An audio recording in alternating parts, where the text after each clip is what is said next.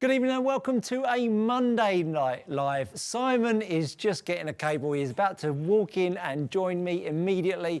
Don't worry, it's not just me. You wouldn't be able to put I thought I had a minute. No, 10 seconds actually. But anyway, super to have you along with us. What's a weekend of golf? Oh my goodness, do we dare talk about that chip? Do we dare talk about that chip? It was just a moment. I mean, I saw the, if you don't know what we're talking about the ladies major, the first one at Chevron. I can't remember the name. Is it Anna Yatanagon? Bless you. Or Yatanagon, yeah. Bless you. Yeah. Had a chip shot from over the back of the green, and she went to play it quickly and left it pretty much in front of you, front of her. I saw from the over the top view. Bless her. I mean, I think we've all been there. Maybe some, maybe someone, but uncomfortable. Just goes to show you can be leading the pack, doing everything well, and then all of a sudden capitulate, throw up over your feet in a heartbeat. But bless her, chipped it up, missed the putt, playoff, doesn't win. And caught the edge of the hole in the playoff as well. Yeah. Yeah, it's one of those, everything going away from a water long, just on the green 2-putt, run. Yeah. But hey, poor girl. Yeah, shows how tough the game is. Great to see Marco Penge win in China. Marco's had a very, very interesting career. I mean, he was hot property as an amateur and then really battled, I think, joining the pro ranks, played Challenge Tour, Euro Pro Tour, fluffed around for quite a while, got his main tour card through doing well on the Challenge Tour. Then he's had a bit of a rough time doing a bit of betting when he shouldn't be betting on the golf, got a bit of a bad rap for that, got suspended from the tour, which was unfortunate.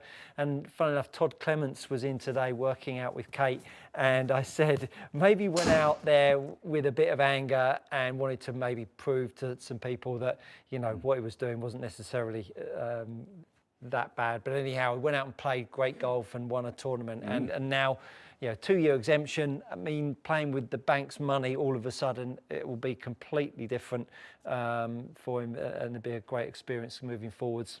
Loads of exemptions, he'll get invites into all sorts of things, which will be great. And you know, it's the type of thing, you know, you press on now that you get a PGA Tour card. You know, who knows? I mean, you say whether that was that bit of the motivation, bit of a I'm going to stick it to him. That's all it needs, isn't it? Absolutely. Lots of doors. Yeah, absolutely. In PGA Tour, the winners, the pairs winners, a couple of Ben Griffin and I forget Novak. Novak, who lost the playoff. Justin Thomas. That's right, at Harbour Town. Yeah, he's a hell of a player. I've seen him. He's really steady. Yeah, really solid player. Yeah. And obviously we weren't here last week, and then Rory winning the major after a while, and Justin Thomas coming through winning Harbour Town, kind of breaking his duck, which has been there for a while. Yeah, it's been. I think it's been a really good couple of weeks of golf, isn't it? I think I've been getting into my YouTube golf as well. I've been watching a bit of Grant Horvat. I don't know if you've seen that 2v2. I think I might have said about it a couple of weeks ago. But there's been some really good YouTube golf that I've been watching in some downtime, and of course our channel as well, Precision Golf, and good golf coaching content as well. As usual, we've got the 2 iPads with us. We've got James on the discs. He'll be playing out some 80s bangers. Yeah, absolutely. He's got his headphones on. The 2 80s bangers by the sounds of it. We've got young Barnabas sitting down here and watching us. We might get him on at some point as well. But let's get straight into it. Let's get into the questions, because you always have plenty for us, which is always great to see. And I want to just make a little shout out to Horse Racing Legends. For some reason, he's been posting up questions on the chat and we have not seen them at all. So our huge apologies, Horse Racing Legends. And hopefully we get to see them tonight. For some reason, whatever it is, YouTube didn't seem to be displaying them. So hopefully if you're out there watching, we'll be sure to be looking out for your questions. So let's start with Stano Tomka. It's not going to be long. I'm going to have to get some glasses, man.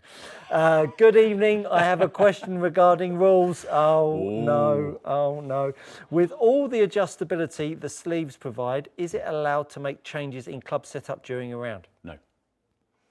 That's why, that's the sole reason. That was an easy one. Sole reason that they made sure that these were this size is that it was very obvious that you were doing something with it. Yeah. So yeah, you can change them before a round, after a round. As long as you do it before you tee off, the start of a round. I think if you were just tightening it up, that's the only time you're allowed to use one of those. Thank goodness you asked about that and not water hazards and lateral and all that kind of stuff. Tommy Nev, evening gents, good evening Tommy Nev. Any iron shaft recommendations which have a similar profile to an OG white board that I'm currently using in a driver? Use Modus 120X at the moment, but feels on the soft side. Flaccid, so, I think he says flaccid. Does he say flaccid? Flaccid. So the Modus are soft in the handle, so they are going to, they're designed to give you a bit of feedback in the handle end. The balance probably suits sort of more tip balanced. If you want something that's a little firmer feeling, I mean the C-tapers in the 120 are going to feel firm, they're going to swing a little heavier, and they'll definitely be a harder feel. Maybe a bit too hard. It might be worth actually trying something like the Axiom in a 125, because it's really stable without being dead. So something like the Axiom in the 125 could be an interesting one for you. Sorry if I was just playing with my mic there. I felt like I was showing a little bit too much chest hair.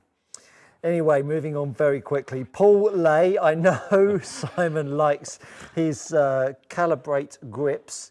Has he had chance yet to try out the GP Align Max? Yeah, the Align Max for me, the Align on the back, on the original ones is a slightly softer material. The Align on the Align Max is almost a bit plasticky. It is prominent, it's meant to be more prominent, but it's a harder material as well. So it's not for me from a feel point of view, but we've had plenty of people who have liked them. The extra depth to the Align has definitely been a positive, but for me the feel of it is a little too different. If you are new to a Monday Night Live, we do this every week, 6 p.m, apart from bank holidays, when Simon's away on jollies and Simon and James is away on, cocktail parties. We do this every Monday. When he's away, we still do it. Yeah, Monday at 6 p.m. Simon, very happy to test anything you like. Happy to answer questions, obviously, anything on club equipment and anything golf coaching related. Feel free to fire them over. So share it with your friends. Or anything golf subject that you feel like you'd like discussed. Yeah, absolutely, absolutely. Sorry, it's YouTube just doing funny things. And come on. That's not your eyesight, it's definitely not there. That's questions have gone. Brilliant, okay, they're back. Noel 1988, evening gents. I recently seen a video on some fitter talking about cutting an inch from the butt of a driver shaft and said it will get stiffer. Is this true? And how much weight is lost? So it was an inch. So technically the shaft, it gets stiffer in terms of cycles per minute. If you clamp it and oscillate it, the CPM, cycles per minute value, will go up. But you're going to lose feel for the club head. So you then have to add weight to the club head, which then softens the shaft back down. So really, it doesn't really change it very much. The other part of the question was weight loss. Yeah, so for an inch, looking at a few grams. 3-4 grams, depending on the shaft. I jumped forwards a little bit. James would have noticed this. The Yorkshire blade. The Yorkshire blade. Have you tested the Mizuno Pro X ball? Thoughts, please? Not yet. No, they haven't actually sent one to us yet. Okay, fair dues. But yeah. When we do, we'll test it. Video coming soon. John Burton, hello. Good evening, John. I just bought a 9-wood with a senior shaft. It feels so whippy, but the regular shaft reduces height considerably. Should I stick with height? So the flex of the shaft won't be what's changing that height. There's got to be something else going on to make that much of a difference, because there's not enough bow in the shaft to significantly, between a senior flex and a regular flex, to change the delivery of the head by enough to see one there and one up there. So there's something else going on, either the base weight of the shaft's changing completely, or there's something else setup-wise which is affecting how you're delivering the club. If you're playing the 9-wood, it's to get the height, so I would say stay with the height. But if the consistency of strike is that much better on the lower flight, then that might slightly weigh you towards that. So it depends what your priority is, strike or height, but if it's a 9-wood, it's probably height. Very good. Sort of convoluted answer. Yeah, they did well. Paul Clanner, hey gents, hey Paul. Great show. Thank you very much. Hang on, it's moved again. Ooh. Great show. Simon, when would you recommend a mini driver, and what golfer is its target market? It's interesting. So yeah, the mini drivers do. There are a few scenarios they can work. One would be the really high speed player who actually driver is 330 plus, but they spray it. So the shorter shaft length can give them a 320-yard shot, but more in play. So that's one scenario. The other would be someone who traps it a lot, where the smaller head size of the mini drivers mean that actually they don't. A standard size driver can create a lot of spin, and actually the smaller head is suited to a negative angle of attack. So if you have that, then the mini driver can work well. Or actually just someone who again just doesn't get on with the length of shaft in a driver, and better with fairway woods. So there are kind of a few scenarios. One being the very high speed, really kind of high, not high end, kind of elite player where it's a strategy call off the tee. Possibly even just hitting short par fours if you don't do the 3-wood. So there are a multitude of them, but it depends on your level and distance as to why you might put it in the bag. Very good answer there, Simon. Leo asks, hello gents, is the ping slider on the back of the driver for strike location or shot shaping? I tend to toe push with weight in the middle. Could weight in toe help turn that over a little? So it's for a little bit of both, but mainly it's for strike points. So what you're doing by moving the weight into the toe is weight in the toe on a driver is not going to create draw. It actually does the opposite, because for two reasons. One, it slows the toe end down a little bit, so it means it makes it harder for it to rotate over a very small amount. But it's to do with the gearing of the strike. If you strike it out the toe, then that generally creates a hook bias, hook gearing. So by moving the mass into the toe, you're moving the center of gravity of the head more behind the strike, so it's less gearing. So actually, if you're push fade out of the toe strike and you want to gear it more back in, put the weight in the heel, because then you're offsetting the weight further from the strike point, so it creates more gearing. Very good, very good. We'll jump over to my channel in a moment. Dan asks, good morning from Australia. Lovely to have you with us, Dan. Yeah, good day, mate. Whereabouts in Australia from, Dan? Let us know. Can you suggest a good wedge shaft to go with the X100 AMT iron shafts? So the AMTs get up to 125 grams in the pitch wedge shaft. So actually, if you're wanting something that has a little bit more feedback to it, an S400 is a great shaft for that. It's what a lot of the tour guys do. That's probably one that makes the most sense, quite frankly. Slightly more weight, but a little bit more responsiveness. Very good. Alex N asks, I'm debating moving to stiff flex for my graphite iron shafts. Same brand and weight, just stiff versus regular. 89 miles an hour of his 7-iron swing speed. If I were to test, any idea what I can expect to look for? They'll just feel a bit stiffer. You might lose 50 or 60 revs of spin. It's not, depending on the shaft itself and how much difference between the flexes. The flex isn't going to change very much at all. If the dead weight is identical and the only thing changing is the stiffness, then the feel of the shaft is pretty much the main thing that's going to change. So for those girls and guys out there that haven't had a fitting and they won't necessarily know what a stiffer shaft feels like or a softer shaft feels like. Okay, yeah.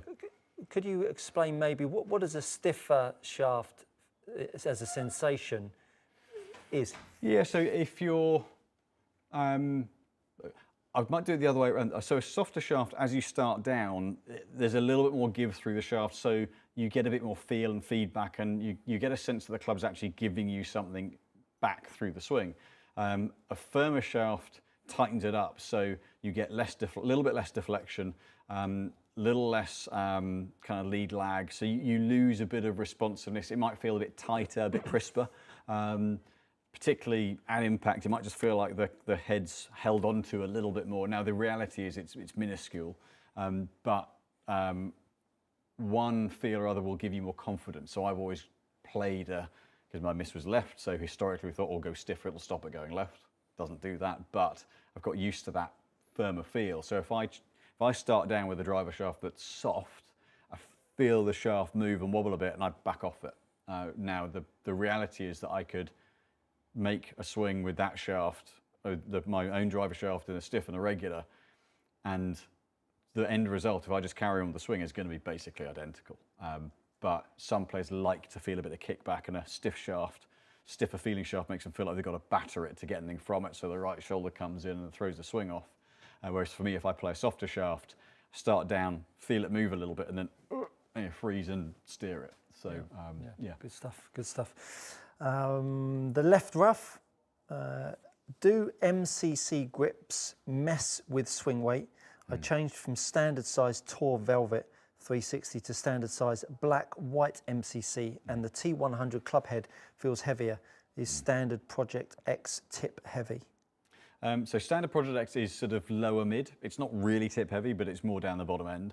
And the answer to the multi-compound question is yes, they do. So they are a little bit lighter, and they've got a little bit more of a grip cap. But standard Tour Velvet, you're looking at 52 grams on average. And the multi-compounds are sort of 48, 49. So that'll be almost a swing weight point in difference between the multi-compound grip and the Tour Velvet. Very good. I'm going to jump over to my channel. A few questions on some technique. Paul Betts asks, hi gents, best show hands down. Thank you, Paul, you smooth talker.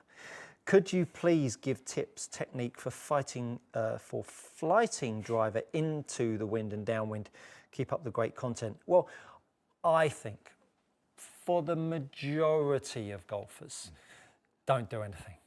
Just play it how you normally play it, because what you're going to do, gain 15 yards downwind and maybe gain 15 yards into the wind if you adjust things, but the dispersion and the accuracy might be lost 3, 4, 5-fold. So my advice would be leave well alone. Just play a standard shot. If it's crosswind, aim a little bit more offline.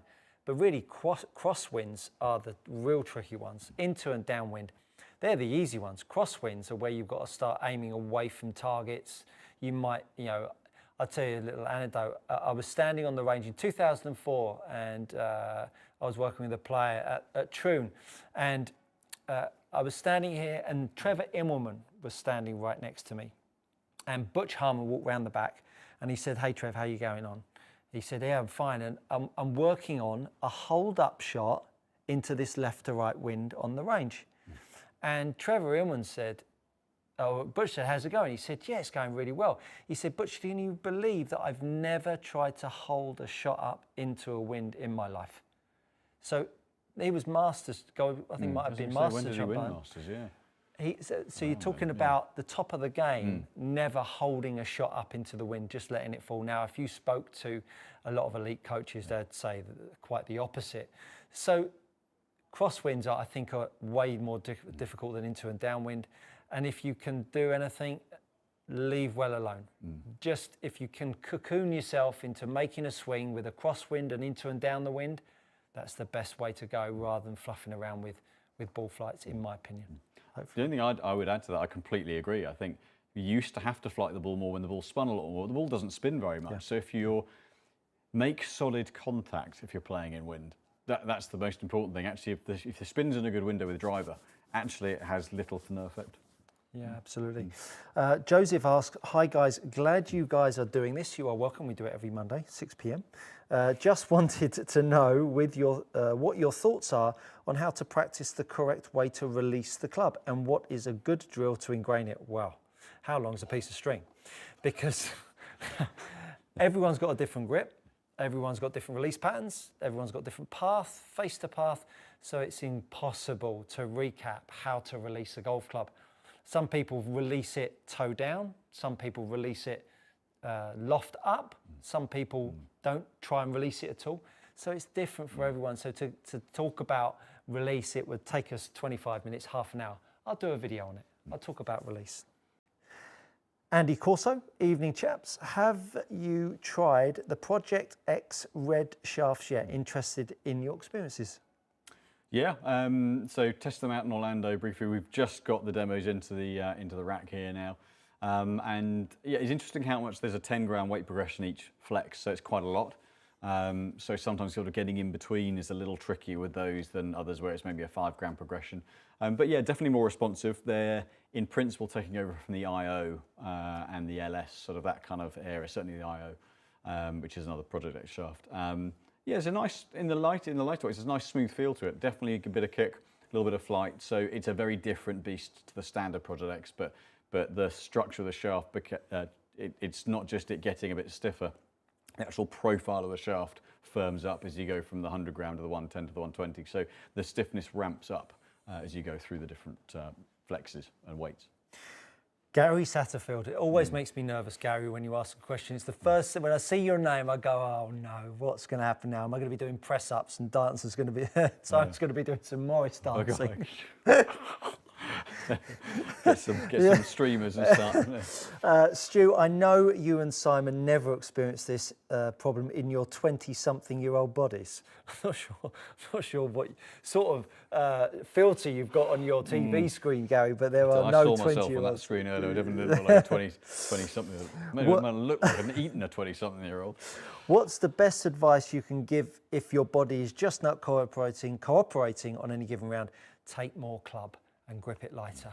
Just take more club. I mean, the amount of times that you take more club and ease off of it, and then the thing goes bullet straight and much further, all of the time. So just take more club and go crazy. Go 2 clubs more and really feel like you swing way inside yourself. Flight the ball down a little bit, get it chasing up there and play your way in. And when you start to feel a bit more energy and you get a little bit more relaxation going through your body, you can free yourself up and hopefully you play a little bit better on the back nine. So that would be a great tip from me. Yeah, I think keep it simple.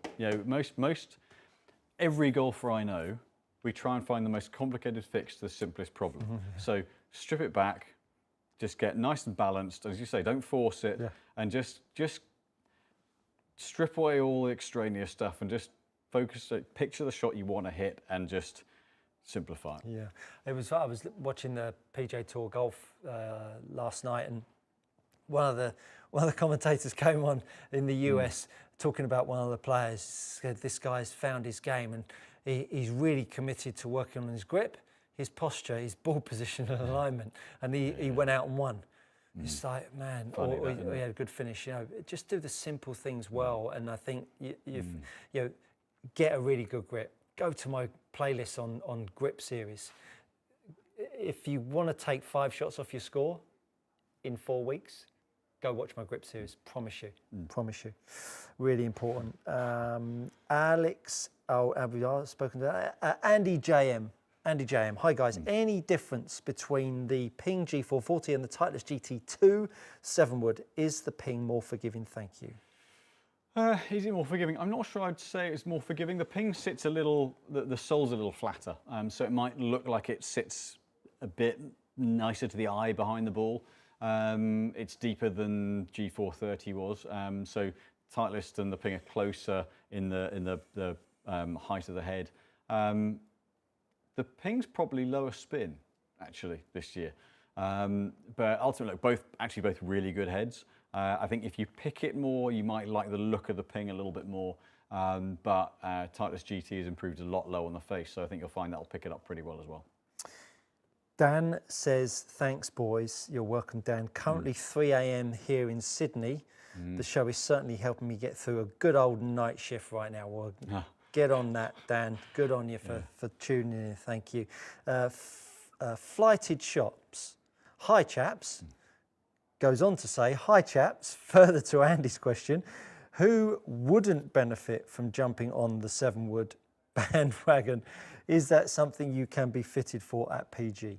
Yeah, and we've got 7-wood heads in Titleist, TaylorMade, Ping, Callaway, Cobra, and we've got some shorter shaft lengths we can fit into those as well. Ultimately, if you're a high spin, higher launch player, then a 7-wood's really not a great club for you. Any kind of breeze into it, and it just hits a brick wall and stalls. So there's no way I could play a 7-wood. I just flight it up too much, just pop straight up in the air. But we're doing a lot of 7-woods now instead in place of 5-woods, and so set and make up a 4 or 5-wood and then 7-wood instead of a 3 and a 5-wood. So there are a lot of players that they do work well for. A lot of players who haven't liked hitting hybrids in the past that the lofted wood can really work for. But if you're a high launch player, a high spin player, then don't go anywhere near them. Good answer. Richard Skinner, no, I beg your pardon. The left rough. I must say I struggle with hitting fades until I started using Stu's tip of opening the face first, gripping and realigning the face. Who knew? Shot 71 at the weekend to win with a few nice fades, hit when needed. Good scoring as well. You realise that a coach always takes about 8 to 12%. So what did you make on the win? If you can send a check to Precision Golf, KT 14 7AX. Lovely. Just And if you made a 2 and won a yellow medalist, you can just chop part of it off and send it as well. Yeah, that's fine. Yeah. Well, congrats. Well done. Well done. Richard Skinner, hi guys. Can you test, our first test of the evening, can you test the Srixon ZXi7 versus the Titleist T150 and provide insights on feel and performance? Insights, we like insights. Not just feel, performance insights. Performance insights. Jason Owen, what are your thoughts? Good question, this one. What are your thoughts about the WHS handicapping system? As most people I play with say it's terrible. I think it's absolute. Problem is you can manipulate it. That's the biggest problem. And we've had more, but there's more people talking about going to these tournaments now, and people having ridiculous scores because everyone's putting in bogus handicaps and stuff. I don't know. I don't know what the right system is. I think for us over here in the UK, the old system. The problem with it could take a long time. If you have a couple of good rounds and you drop, it takes a long time to get your handicap back up. Which don't you think that's the way it should be? Because if you've got the potential, you should aspire to be lower. Yeah. The problem is now, I remember hearing Patrick Mahomes saying after the Super Bowl that he was going to play a load of golf and he plays off something like 7. And someone when the press said, "Oh, you're better than that, aren't you?" He said, "Yeah, but I manage my handicap up so I can take money off my mates." Yeah. So that's not golf. No. Or it is. It's just, I don't know. I think the fluctuations are bigger. Certainly, the way that the course handicap, when it goes into match play, it should just be a difference in indexes, not your course handicap. You're playing the player. Your index is actually your kind of general standard. And so, why should someone get? Like I often lose shots, but then someone off 12 gains 2 or 3. I've given 6 shots more than I would have done otherwise doing it. So. No system's perfect, but I do think it's not quite right. But I wouldn't have the foggiest as to what to do to fix it. So don't want that responsibility. I'm less sitting on the fence. I think it's crap. Get rid of it. Let's go back the old way. Anyway, Eric Wallace, happy Monday, fellas. I was wondering if you can share some chipping techniques, stance, ball placement, wrist techniques to get the proper strike. Thanks a bunch. So you just want me to recap the whole of chipping and pitching in 30 seconds? We'll cover a few bits of it. Let's get on with that performance. 150 in ZX7, wasn't it? That's it. Yeah. That's it. Or ZXi7. Right. Start with T150. Lovely. So one of the differences between the heads, the T150s from 7 iron up have a little channel in the back that supports the face. There's a bit of speed to it. So which the ZXi7 doesn't have. It has tungsten added, but it doesn't have a faster face. So T150, very, very neat top line, really classic looking head, and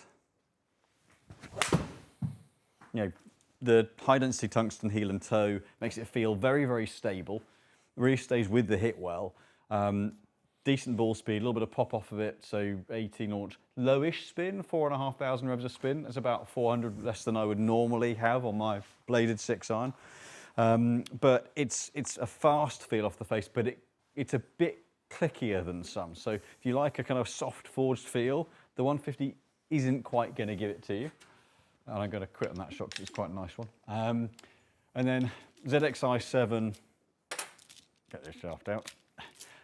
ZXi7 has a flatter top line, so a Titleist have sort of angled, chamfered the top edge to make it look a little neater and cleaner and slimmer. Srixon have done the opposite, they flattened it off, which shows it to you. So it looks a slightly thicker head in terms of front to back. Heel toe length pretty similar. Other than that, actually, visually at the top, it's just the top line that looks a little bit different. But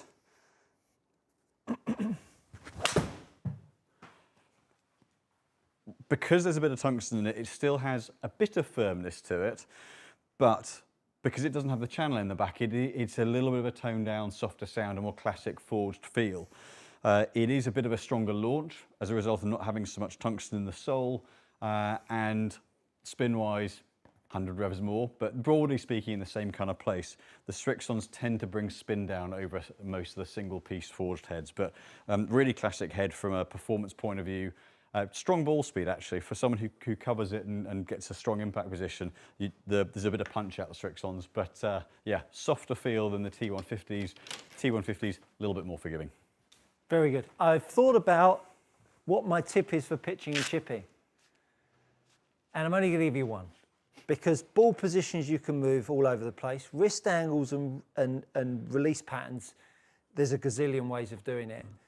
But the thing that, for me, that comes unstuck for most golfers is the transition. When you play a full shot, you invariably know where the top of your backswing is. And the golf club comes to, invariably, a gentle stop. It might not start on the way down in a gentle manner, but it comes to a gentle stop, and then you transition down. In chipping and pitching, you're having a backswing that is short. And of course, if the golf club is traveling back and then you're pulling on it quickly, what you end up having is quite a lot of shafting down through strike. So my number one tip for any chipping and pitching, if you take the golf club out in front of you and you move it back and then move it to the left, so you're just holding it in thumb and forefinger, start from a static start, back and transition. That transition point, you're trying to make the head and the handle transition in the same speed, in effect. When you start to rip the handle back quickly, all of a sudden you get too much download, which creates a lot of shaft lean and a lot of leading edge. So top tip for all chipping and pitching is make your transition feel like it as soft and as subtle as you can, so that you can get the head and the handle transitioning at a really nice pace, which will give you a really nice opportunity to feel like you're getting the shaft and the head a little bit more lined up through strike. You see a lot of amateur golfers, don't you, digging the leading edge in, and then all of a sudden you start seeing knees give way underneath them. So transition, really, really key. You're talking about my game there. What I've found chipping-wise, I squared my stance up, and so much better. Old school, open, hands forward, and I would flub the odd one. And actually going squarer has helped my chipping no end. When I was at Sky, I was talking to John Morgan, and we were talking about chipping and bunker shots. And he said, I just don't understand people standing square or even shut. When you understand D-plane and you understand delivery and how the handle and the head works, standing square or even shut for a pitch shot or chip shot is so much better for you than standing a long way open. Because if you think about standing a long way open and then getting the path line straight, in effect, what you've actually done is made your path line a long way inside out to your body lines. And the minute you do that, you start drop kicking it, you start getting the loft pointing in the wrong direction. Standing open to a pitch shot or chip shot is the worst thing you can do. If anything, stand more shut. What did you say? That's so true. I haven't thought about it in that way, but yeah, thinking, oh, I'll leave the face open and cut across it. Well, no, you're doing that and rolling the face right. open. So, 100%. Yeah. It's amazing. It's amazing when you look at the physics of it, what you come up with. Yeah, absolutely. Two colliding matters and all that. Right. For online golf lessons, Left Rough asks, easy for me to say, how many swing videos would need to be sent in for instructor to work off? Face on, down the line, 7-iron. I normally ask for a face on of a 7-iron and a driver of down the line face on. And that's all that's needed. If you are experienced enough, you'll be able to know a lot of the TrackMan data, etc., off of those swings. The Yorkshire blade, recently converted from Mizuno blades to S3s. Really feel the little forgiveness benefit. Can you try the S3 against the TM cavity back, please? Yeah, the P7 yeah, certainly. Yeah. Hopefully, Eric Wallace, that fulfilled your pitching and chipping questions. Let's move over to my channel just for a moment. Sculptura X2. I fancy trying the Cobra DX Adapt, but no fitters near me stock Cobra. I don't want to go into a high street store and not have a thorough fitting. Is it worth travelling to a proper fitter to try? Yes. Because why would you invest in something that you can't try properly and then that might not be built to your specs? That's the whole reason why we, obviously, yes, we'd love you to come and see us, but why anywhere like us has the range we have is so that we can give you the best performing product. It's great to have an idea of something that you'd like to test, but also with an open mind to go, you know what, if it doesn't suit me, great, because there are 7 other brands out there and one of them will. Yeah, absolutely, absolutely. But don't spend your hard-earned money on something you don't know what's going to be. You wouldn't go and buy a suit and not try it on, would you? Sam J, my 5-wood has a 3-gram weight on the heel for draw bias. Will removing the weight make it more neutral without changing other aspects of the club? Spin forgiveness. So 3 grams, it will change the head weight, the swing weight by about 1.5 points. But if it's a 3-wood, I think you said, wasn't it? Yeah. 3-wood head is generally about 215. 5-wood, sorry. 5-wood. So 5-wood head's generally best part of 220 grams. 3 grams is not going to make the blindest bit of difference to any of the performance characteristics. Very good. ZK, Stu, what is the ideal land angle for a 7-iron and how do you improve it? Land angle 45, 50 degrees would be a good optimal for a 7-iron. How to improve it? Well, club speed, delivery, face to path, strike. They would be the top 4 to change that land angle for yourself. Gary Satterfield, Stu, could you tell us what you really think about the handicap system? Well, don't get me started. Let's have a little performance test with this. So P7CB, start with the tailor-made cavity. Again, a little bit of tungsten in the toe end, and I think that pulls the sweet spot very slightly toe side of centre. So if your miss is slightly out the toe, that's where we've seen these have a really solid feel. But very classic shape. Yeah, that's slightly longer look. They look very like the old rack TPs that had the yellow and red TP symbol on them. Yeah. Oh yeah, that's a throwback. That was a bit toey. Probably, but actually behind its sweet spot. Ah, so, right, okay. But yeah, strongish spin for that swing. Obviously, relative to the other 2 heads we were hit, a little bit less ball speed because of the nature of the head. But I wouldn't say it's the softest feeling head out there, but performance-wise, pretty solid. That was a nice clip. But yeah, have seen it strongish for flight, strongish relative to other CB heads. And then S3. So the S3 Mizuno kind of replaces the JPX Tour. It's a classic forged, some would call it muscle cavity. Basically, it's a blade. I mean, so little weight moved from the center of the face. Satin finish, a little bit thinner top line, very, very neat, clean, classic blade-like head. A little more weight down the bottom of the head in principle to give a bit of help.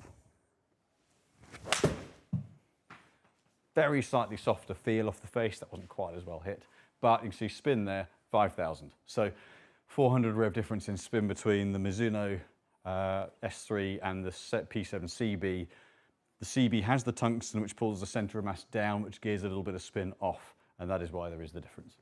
Very good. Matthew Priestley asks, happy Monday, gents. He doesn't ask happy Monday, gents. He just says happy Monday, gents. Having some success with the new Ventus Black. So was wondering what the iron shaft equivalent would be. Thanks a million. So the new Ventus Black isn't as tip heavy or as grip stiff as the first gen. And actually something along the lines of a Modus 120 in a X. I'm assuming it's an X in an X. Probably not a million miles off. There's a bit of bounce in the bottom end, but it's not overly harsh feeling. Jasper L, can Simon test the Elite Mini in 13.5 degrees and compare distance to his average driver and 3-wood? Yeah, 13.5. Yes, intrigued to see where it would fit for his swing speed. Seems to cruise it around 108 with driver. cruise it. To cruise Hey, it. I'm not aware of cruising anything. It sounds like a cruiser. Sounds like a cruiser. So, we've got a good few of you online this evening. Give us a like and a share while you're here. If you're not subscribed, why not hit the button? It's free. Okay. And for those that don't know, we've got our golf day on the 22nd of August this year at St George's Hill. So Nice. anyone who wants to play, it's a 4-ball, better ball format, but you can sign up as a single, a pair, or a 4, or a 3. Yeah. Yeah, 22nd of August, St George's Hill, 18 holes, very nice lunch, and hopefully someone good to have a chat after lunch. Yeah, with. lovely. Lovely. I'll come down, heckle you off the first tee. Absolutely, yeah. Bit of heckling. Can't be. Now, everyone's talked about these mini drivers. I've never seen one. Aha. Is this it? This is it, yes. So it's about, they're It's a bit small, isn't it? generally about 360cc. That was what they were last year. I try to remember off the top of my head what this one is. Got a little bit more adjustability to last year, this one.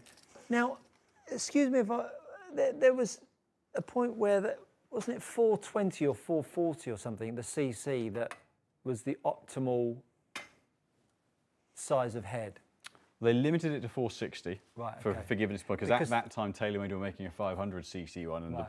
the size of the face could get big, so they could get it trampolining and going Right. miles.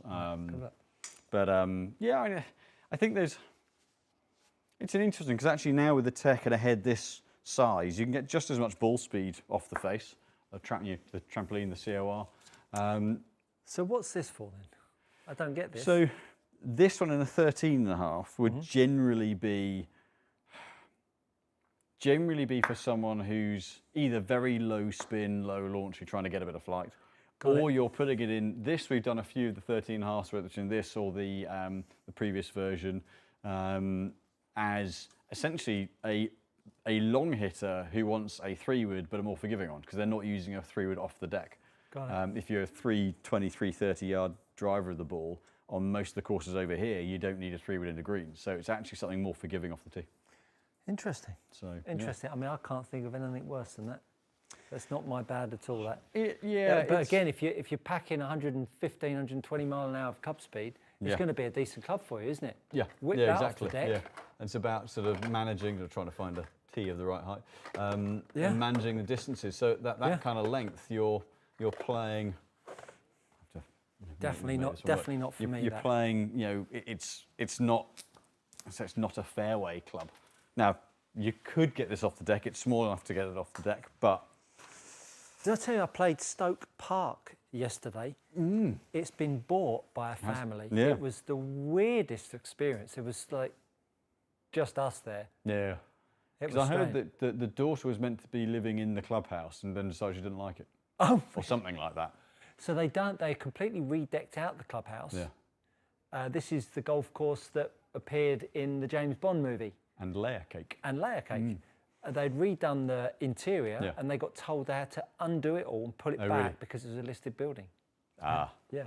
Which didn't go down well. Yeah, I would imagine that finding that out after you've done it is golf course, suboptimal. It was like no divots anywhere. Yeah. It was just mint. I won a junior open there. Did you? Yeah, when it was called Stoke Poges. 1970.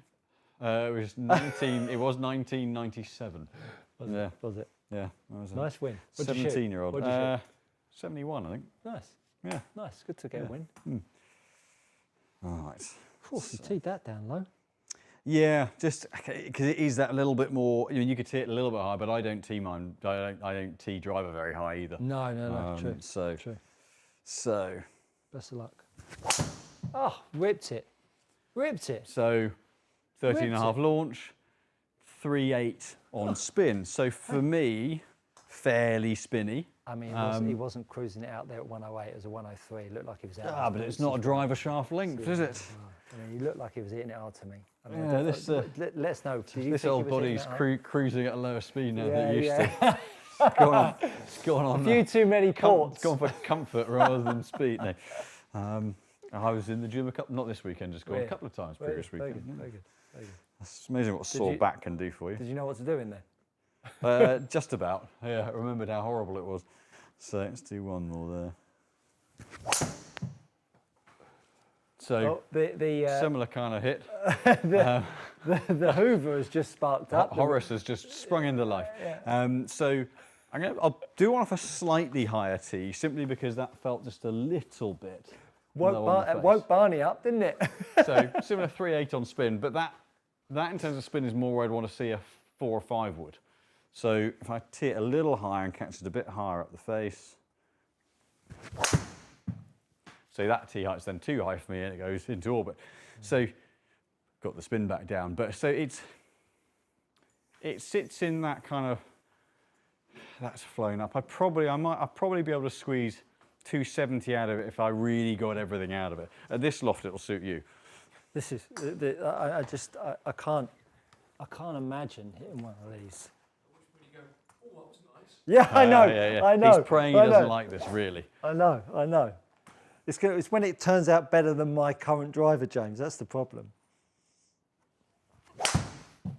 Oh, that didn't feel too bad. So it's actually relative to the head size, they're really, really quite stable. So for you with your spin profile, 2-2 on spin, that's driver-like spin. For me, it's 4 or 5 wood like spin. Yeah, I'm not that fussed on the 98 miles an hour of clubhead speed. Mind you, you have hit a few, so I'm going to cut myself. Yeah, so I've had a decent warm-up, haven't I? That's left. So, but again, spin-wise, you know, you play an 11-degree driver. I'm in an 8-degree driver. So for me, the 11.5 might kind of flight a bit more. If I hit my standard 3 wood, I'll do this off the ground. Standard 3 wood here. Little heely. But so the smaller head and the 3 picks it up a little bit more. That was actually more than a little bit heely. This would be a little lower spin normally. That's better hit. That was nice. So, little less ball speed, stronger flight. And I play this as a bit more of a going. That one's actually cannoned. As a bit more of a going flight. So I play it as a slightly stronger flight. Are these the same length in shaft, Simon? These two? The mini driver comes out generally 43.5. Most 3 woods are 42.5 to 43. That feels quite nice, that, to be fair. Yeah, they are so much more forgiving than they used to be. So that would be the kind of flight you'd want to see out of it. The 2.7, 2.8 on spin, so stronger than a 3 wood, but not quite driver spin. Yeah. So if I then hit... It's a nice looking head, to be fair, isn't it? Yeah. It's a nice looking head. It's very straight. The one that looks in the image is really good is the R7, the TaylorMade have gone down the black R7 shape. Right. That, from a nostalgia point of view, very clever. So then driver... I haven't got many coming in. He's always on the cell. A little bit draggy, but then driver, 160 ball speed. So turn that over a little bit, but that's then carrying to where the 3 wood mini driver running out to. So it's a much stronger, more going flight. So longer shaft, a little lighter, I can get more club speed, therefore I can get more ball speed. 3 wood, slightly less ball speed, but for me, I get a better flight out of a 3 wood, whereas the mini driver at 13 spins it a bit. Gary goes on to ask, do any of the TrackMan type devices ever have to be recalibrated? Can you always trust the numbers coming off of them? So from the one bit where like club speed, ball speed, they all measure at slightly different points. So you have to understand where they're measuring from, i.e. just before, just after impact, toe, kind of back of the head, to understand why some of the numbers are different. So on the foresight versus TrackMan, Smash never gets as high on the foresight because it's measuring the toe end and just before impact. Therefore, the club speed measure is higher, but the ball speed is nigh identical. Generally speaking, the only bit from a calibration point of view, in principle, would be on something like TrackMan, just dialing in strike point. The measured bits, club speed, ball speed, launch angle, spin rate, the path numbers, those other than making sure your software subscription's up to date, don't really need calibrating. Where it's working, trying to work out gearing from strike point, in principle, yes, every software update, just recalibrate that back in to get maximum accuracy. Phil asks, struggle to unload the club head more on a horizontal plane, so used to unload the head to the ground. Any good drills or feels? Yep, absolutely. Get yourself a chair up in front of you. Set the shaft parallel to the ground. make a couple of swings on this horizontal plane. What's happening at the moment when I'm swinging it on this horizontal plane, the butt of the golf club is trying to pull itself into the chair. And so I'm having to use the pad of my left hand and my right hand to lift it up. Then what you want to do is really feel how you can start to make the club swing. So now I'm feeling that I could resist the sag, then get yourself back down into setup, and now start to feel exactly the same sensations. So the pad of the left hand, the right hand is now going to feel like you can prop the toe up a little bit more. So get yourself a high chair or even a cardboard box and swing above it, above your golf bag even, take your drivers out though. And that will help you stop unloading the club head toe down. You definitely want to resist the sag. Resist the sag, yes, okay. Albert Royan, hello gentlemen, big fan from Holland. Thank you, Albert, big fan, thank you. Question, what is the best way to adjust my putter, the lie more upright, over the knee and a hammer? Over to you. So it depends which putter it is, but for example, Odyssey, what they used to do in-house at Odyssey was literally stand on the head and move it. So some of the necks are very, very soft. I would say the best way of doing it is to find someone who's got a clamp that they can clamp it in and use a tool to adjust it rather than manually. However, some are soft enough to adjust manually. Nick Kay, is it more beneficial to put driver movable weights behind the strike point or further from it to increase helping gear effect? Will you lose ball speed by moving weight further away from the strike point? We've got 9 minutes, got quite a few questions. Technically, you'll lose a very, very small amount of ball speed, but depending on what you're trying to achieve, if you're trying to minimize gearing, move the center of gravity behind the strike. If you're trying to maximize gearing, move it out away from the strike. Beautiful. Andrew Hommant, good evening, Andrew. Hi, chaps. Hope you are well. We are. My new woods have been amazing. Thanks again. Great to hear. A different question for you. Have you ever played lip hook? And what did you think? I'm going this summer and it looks stunning. Amazing course. Very good. Last time I played it was a Junior Open, right. But I've heard so many great things. I need to get down there this summer. The changes that they've made, if you've played it before the changes and then you saw the changes, you can't believe it's the same place. It's spectacular. So you will have a great... You're now less likely to die as well, crossing a road. Yes, you will have a great day. Kevin Phillips, what weight shaft would one play in a mini driver? Driver weight or fairway weight? So of the testing I've done, it sits halfway between. I play a 64-gram driver shaft, 77 fairway, and for me around the 70-gram works. I think if you're playing it more like a fairway wedge, you'll probably err slightly more towards the heavier end. And if you're playing it as a driver, more of a driver style, kind of slam dunk it off the tee, then probably slightly more towards the driver weight. But splitting the difference isn't a bad baseline. The left rough asks, did Simon see any new Titleist irons for this year after his trip across the pond? No, I wasn't allowed to see any, but there were none out there. We actually had Steve Pelisek, who's president of Titleist Golf Clubs, in this morning, and he thought that we would have seen them, but I didn't. I heard about a couple of them, but I can't tell you about them. If Horse Racing Legends has posted a question, I've looked through and there is nothing on there, just to let you know. So if you're struggling, do drop us an email and we'll answer the question next week for you. Jason Owen, if having a full bag fitting minus putter, how would you break it down, as obviously fatigue would come into play? What we'll often do is split the session. So if, depending on where you live, if you're traveling down, stay overnight and do irons one afternoon and woods the following morning. We won't charge extra for that. It would just be the standard session cost. But that, if you're concerned about fatigue, that would certainly be one way of doing it. Very good. Gary Hinchley, knuckleball hook avoidance, please. TSR at 10 degrees, Rend Ventus, I think, Velocore, yeah. TRS 6. Yeah. CHS 100, clubhead speed 100 to 102, and when it's on, it's on. Yeah. Seeing lots of low backspin hooks, and I don't feel I'm swinging any different. Unfortunately, there probably is something swing-wise you're doing. It might be that it's not the best combination that optimizes your patterns and therefore gives you full club face control. So if some are working and then some horror shows, then there's probably a balance point issue from a club setup point of view. There's also probably a swing issue as well that really get a look at and make sure that that's covered off first.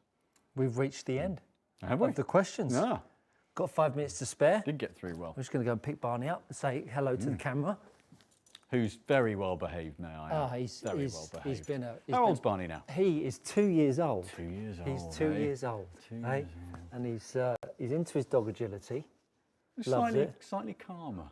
Oh my goodness. Which isn't hard, let's face it. Since being 2 years old, he's like become the most docile, chill out, working Cocker Spaniel anyone could ever have. So technically he's a sort of a 14, 15-year-old now, isn't he? Yeah, that's right. You're a teenager, you're meant to be making hell. He's not hell in this one. He likes dog agility, doesn't he? Don't you? Eh? All good fun. All right, off you go. So we've got the USPGA coming up, right? We do, yeah. Quail Hollow. Quail Hollow. That's going to be an interesting one. Any favourites for that? You've got past Rory. Rory's performed well there. I think there are on a course that's a regular PGA stop. You start to get a feel for who does well there, and he's right up there. Everyone knows it's something like Justin Thomas plays well around there as well. So oddly enough, for a USPGA, someone who hits a high long ball, who knew? Who knew that would work? But yeah, I think it'd be interesting seeing, because there's another one coming up that he's going to be playing at. That's a fairly big tournament that he's playing the week before, I believe. So it'd be interesting to see what kind of mood he's in and where his game's at and where his head's at following getting over the line at the Masters. But I kind of like to think he'd just be freewheeling and going, look, let's just have fun playing the tournament. Because now, job done, legend status. Yeah, I was saying that, we were talking about that yesterday when we were playing golf. And I think when you have spent 10 years with a monkey on the back, I don't think you're suddenly going to flick that switch off. It might take a few events. Maybe next year might sort of get used to feeling like he's not turning up and having to have all the pressure on him. So yeah, it's going to be interesting. But if he does win it, oh my goodness, now he's going to. If he does win it, it's then going into the US Open with. Is he going to get the career grand? Get the Grand Slam? It's like poison chalice. But then again, with that, I was saying actually again yesterday to one of the guys we were playing, we were talking about just this. There's only one player that's ever done it. That's held them all. They call it the Tiger Slam. It was the Grand Slam. He got them all. And other than Bobby Jones in the amateur era, where it was 2 Opens and 2 amateur championships, no one's done it. Hogan was the only one I think who could have done it, but he couldn't get back to the States from the Open in time because the boat wasn't fast enough. So you're looking at Tiger, Hogan, Bobby Jones. I don't think anyone should kind of worry about whether they just go play it. And then if you win the PGA and the US Open, then there's no chance he's winning at Portrush. So here's a question for you. So let's hypothesise that Rory wins all 4 this year. Does he become better than Tiger?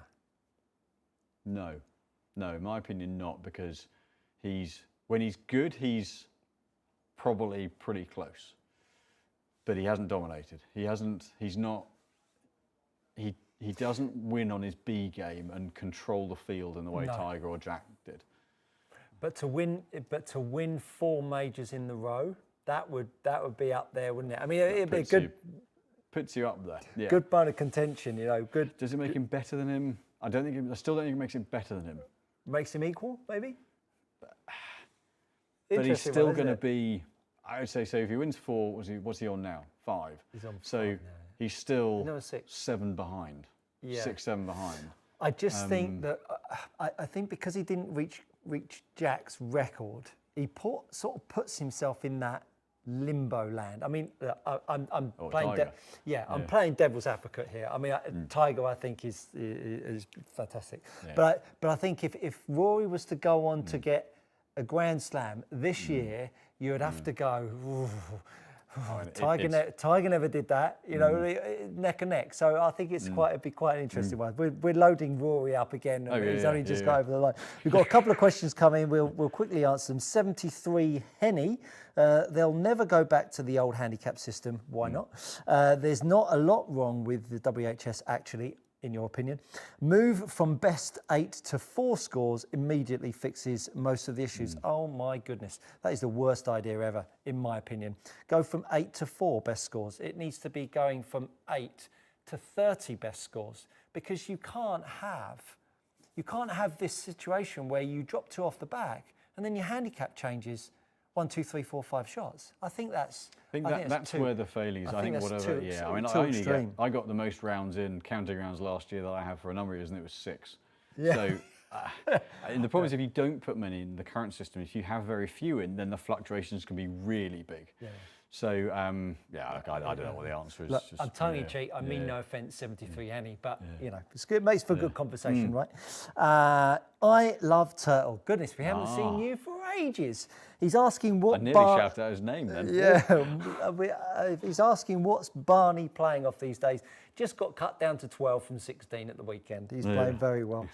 Gary Hinchley, thanks, gents. Love the show. Your tips and advice are so helpful. You are super welcome. And on that bombshell, 7 o'clock strikes the hour. Actually next Monday, because there are lots of them at the moment, it's a bank holiday. Oh, that's right. Yeah. Oh, so we're not in next week. 30 May bank holiday. Yeah. Yeah, it'll be a couple of weeks. Yeah. As usual, we really appreciate you participating in all of our lives and watching all of our content, all of the beautiful messages and even the odd ones along the way. But thank you so much for being with us. Simon and I will be back in 2 weeks' time. So will James. Hopefully we'll have a bit of a tan from the great British spring weather. You have a great week. Enjoy your golf wherever you're playing. And we'll see you in 2 Mondays' time. Take care for now.